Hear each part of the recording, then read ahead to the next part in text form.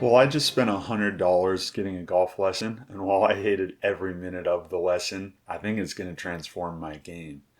Uh, the lesson went horribly. Every minute of the lesson, he was trying to get me into positions that I didn't feel comfortable getting into. I didn't feel like I could get to where he wanted me to. And after an hour of striking balls, I didn't hit a single pure shot. I didn't want to accept what he was telling me that I have to do. The way he was trying to position me was so uncomfortable. Um, you can see here, I just hold an eagle putt on that first hole. Like I said, we spent an hour working together in this lesson, and I didn't strike the ball purely even one time. Now, I posted a YouTube short and a TikTok complaining about that lesson. I actually played 18 and shot a 103 right after the lesson, which was pretty depressing, pretty big bummer. But a really kind TikToker, username live_n_let live. He's been coaching golf his entire life, and he commented on my venting post and even sent me a direct message. And he actually confirmed to me that my golf coach was spot on with what needs to change in my swing, which was deflating for me because it felt like something that my body can't do, that I can't figure out. He offered to help me fix my swing, sending videos and looking at my videos and giving me feedback. And to tell you the truth, I'm all in. This guy's super friendly, and he sent me a video that Grant Horvat uses to teach how to get into that proper position that I need to get in. And I watched the video a couple times, went to the range, and I was immediately getting solid contact while getting in that proper position. Not every time, there's still a lot of misses, a lot of mishits, but I saw that it's something I can do, something I'm capable of. It gave me a glimpse into hitting the ball correctly. Which, like I said, I was unable to accomplish that after a full hour directly with a coach who was trying to manipulate my arms and turn my body, and it just wasn't working. So I have high hopes with my new TikTok buddy, Live and Let Live. So if you want to see the move, just click on that link in the top right corner of the video here. But the focus of the move is to not let your lead arm come across your chest. In order to accomplish this, you have to rotate your upper body more in the backswing. The other thing I really struggle with is my trail arm in the backswing. I have a tendency to push my elbow back when I need to keep it more vertical and forward during that backswing. You got to let gravity do the work. That's why Grant Horvat's swing looks so effortless. But in the Grant Horvat video, what he does is he'll address the ball like well, I forgot to record my tee shot on the par 3, but pulls we're at up about the club and makes the shaft rest on the trail shoulder. And then when while the shaft is resting on the trail shoulder, then he'll rotate his body like he's doing that backswing. And as he rotates his body into the backswing, he keeps his right arm how it was when the club shaft was resting on his shoulder, and he straightens out his lead arm so that his chest is facing his hands in the backswing, which is what we're trying to accomplish. Works really well. You should try it out if you haven't.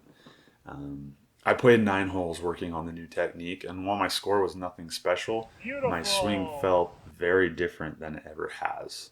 It's a new feeling because it feels like you're going to slice the ball every time. But even though it feels like that, I ended up pounding a lot of balls just straight, pure, and completely different swing feelings and ball striking feelings that I have never felt while playing. So it was incredible. My confidence level in making progress on my handicap in the coming weeks is at an all-time high. I really think good things are about to happen, and I'm excited to see where that goes. Now, I know you can see I still have a lot of flaws in my swing as I just duffed a bunker shot there. But good things are happening. Now, this particular round that you're watching, it was quite the weathery day. We had a lot of rain. We had to hide under the trees for a half hour between holes 2 and 3. Even though I got off to a red hot start with the eagle, after 5 holes, I was +1. But you're going to see holes 6 through 9 were a different story. We got a 3-putt triple bogey there. Here on hole 7, I decided that I don't know how to get clean contact, and I topped it. Short little 70-yard drive there. Second shot, I said, okay, I'll just advance the ball, get it up in the fairway, and do the exact same thing I did on that tee shot. Top the ball, rolls down left.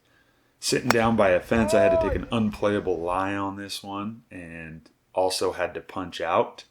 So stroke and distance probably would have been a better move here because then I would have had a better angle, but I was already down there and just took the unplayable lie. But that's something we need to talk about too, is course management decisions. If I'm really trying to get the best score I can every round, I need to be smarter about my decisions. In that situation, if I had taken stroke and distance, my fourth shot would have been right here where I am instead of my fifth shot landing there and hitting sixth there. So that would have shaved a stroke off of my game, off of my hole, off my score. But you live, you learn. I was able to hole out a 20-foot putt for my triple bogey. Doing a little dance there. Triple bogey! I know, I'm a weird dude. All right, hole 8. It's a very short par 4, but dog leg left. Only like 250 yards to the end of the fairway. So I just took a 5-wood, pulled it, super low, but it's going to be fine. Second shot, had enough room to get over this tree, so I decided to go for it. Came through a little open face and the ball didn't go quite as far as I wanted it to, but I was able to clear the sand. So I had a nice easy chip up to the green. After the rainstorm, the weather was just beautiful. The scenery was beautiful. We weren't hot, which is rare. I'm in Utah and it's just been 100 degrees nonstop for the past 3 months. So it was a nice change to get a nice breezy weather here. You can see I hold another putt. 1 putts are a lot more fun than 3 putts. All right, last hole. I just sliced the ever-loving crap out of this ball. Is that way right? No, I thought that was going to be OB, but I found it in a little alleyway. Very lucky. It must have bounced across the parking lot and just landed exactly where I needed it to.